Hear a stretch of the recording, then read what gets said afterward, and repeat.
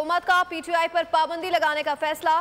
साबिक सदर आरिफ अलवी, बानी पीटीआई और साबिक डेप्यूटी स्पीकर कासिम सूरी के खिलाफ आर्टिकल 6 के तहत गद्दारी का रेफरेंस दायर करने का ऐलान।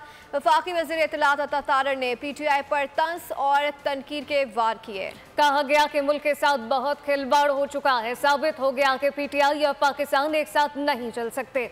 मुल्क को आगे जाना है तो शरपसंद अनासर पर पाबंदी लगाना पड़ेगी। इस मुतालिक आपको बताएं कि हुकूमत का पीटीआई पर पाबंदी लगाने का फैसला सामने आया और साबिक डिप्टी स्पीकर कासिम सूरी के खिलाफ आर्टिकल 6 के तहत गद्दारी का रेफरेंस दायर करने का ऐलान कर दिया गया है। वफाकी वज़ीर इत्तलात अता तारर के पीटीआई पर तंज और तनकीद के बाद सामने आए। कहा गया कि मुल्क के साथ बहुत ज्यादा खिलवाड़ हो चुका है।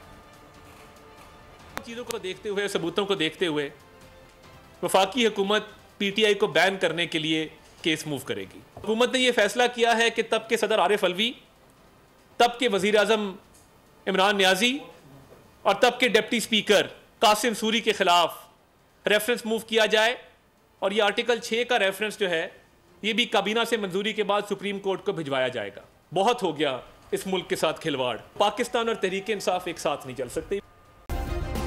सब्सक्राइब करें और बेल दबाएं ताकि कोई खबर रह न जाए।